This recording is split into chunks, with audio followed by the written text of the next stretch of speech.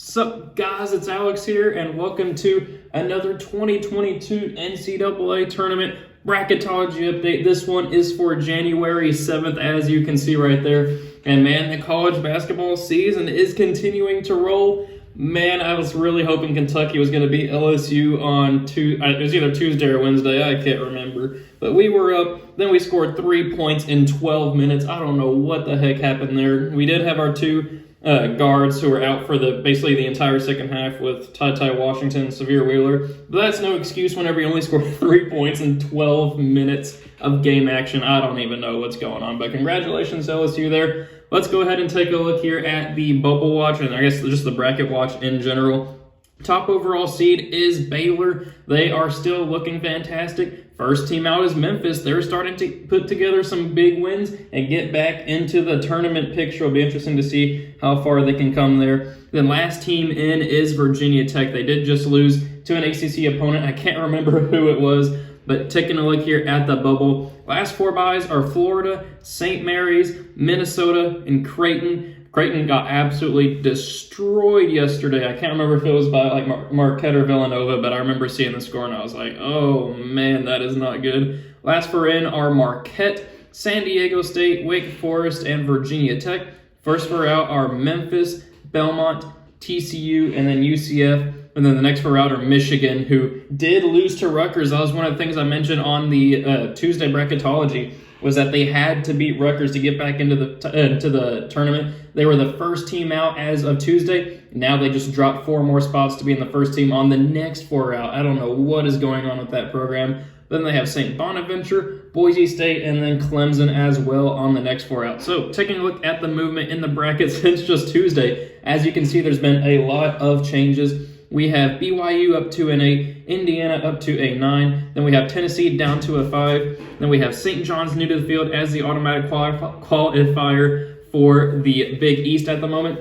Then we have Providence down to a 6, UAB up to an 11, LSU with that win over Kentucky takes their spot on the 3 seed line. Then over there in the Midwest Regional, we have Iowa down to an 8, North Carolina down to a 9. I think they lost it was either Notre Dame or Pittsburgh, I can't remember, but it was a bad loss.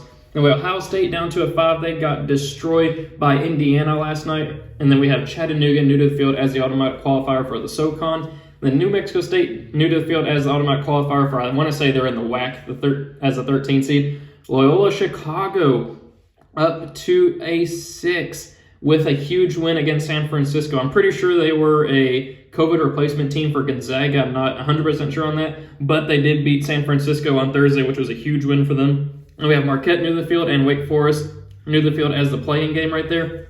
We have UC Riverside also new to the field. Connecticut down to a 7, Florida down to a 10, and then Cornell up to a 15. Then taking a look here at the East Regional, we have Illinois up to a 5, San Diego State and Virginia Tech down to a 12, Iowa State up to a 4. Then we have Davidson up to a 10, Auburn up to a 2, and then Louisiana down to a 15. And then over there in the West Regional in San Francisco, we got Mississippi State up to a 9, Texas up to a 5, Ohio up to a 12. In the last bracketology, we had an Ohio State versus Ohio matchup. That is gone with this bracketology. Kentucky down to a 4, Xavier down to a 6, then Michigan State down to a 3, Minnesota down to a 10, and then Nichols up to a 15. So moving on to the actual tournament bracketology, but before I get into that, I will be going to a Boston Celtics game on Monday. I'll be 5 rows behind the Celtics bench.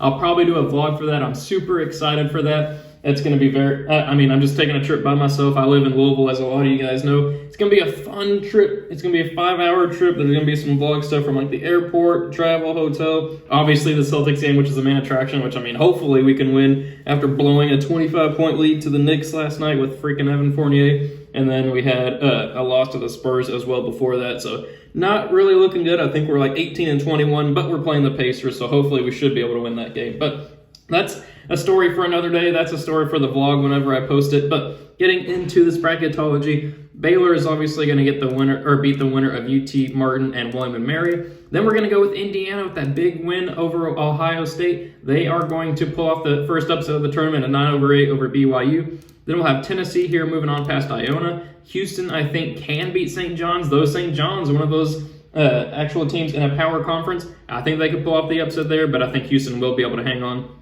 Providence will beat UAB. Then I'll have LSU beating Liberty. Then I'm actually going to go with St. Mary's here, pulling off the 10/7 over Texas Tech, along with UCLA beating Northern Colorado. Then for a spot in the Sweet 16, we got Baylor moving on past Indiana. Tennessee advancing in another 5/4 slight upset over Houston. Then we'll have LSU advancing on past Providence, and then UCLA moving on past St. Mary's. Then in the Elite Eight, we will have Baylor moving to the Elite Eight. We have Baylor advancing past Tennessee. Then we'll have UCLA moving on past LSU. If I can click these teams correctly, LSU and UCLA had that crazy college football game earlier this year in the Rose Bowl.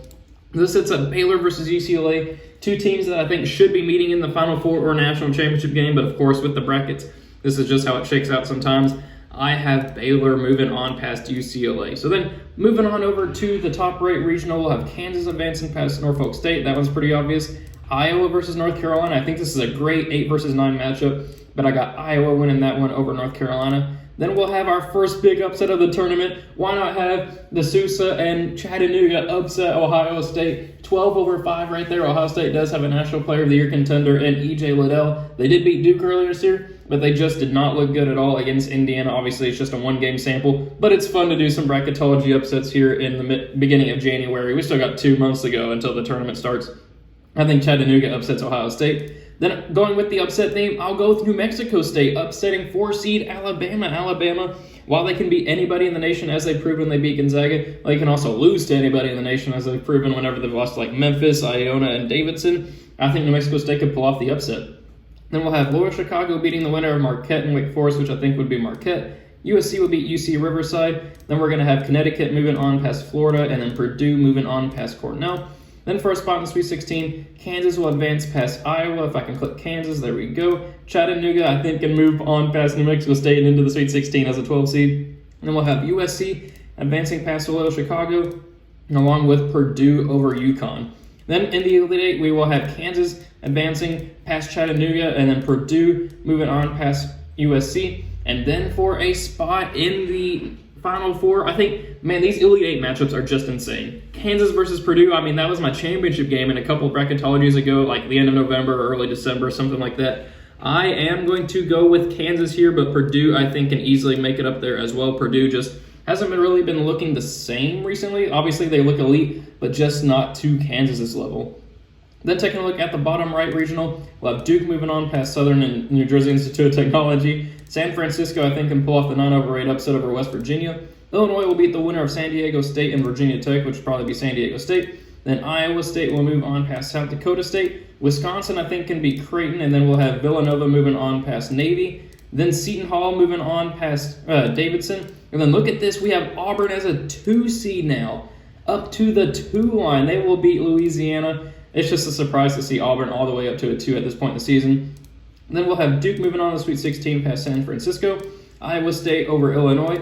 Wisconsin, I think, will pull off the 6/3 over Villanova. And then I'm going to go with an upset pick here with Seton Hall over Auburn. As much as I think Auburn is a really good team this year, as they've proven with victories over, I think, Tennessee, and I think they beat LSU as well. But don't quote me on that. I think that they will fall to Seton Hall. There's always a 2 seed that doesn't make it to the Sweet 16. I think it'll be Auburn this year.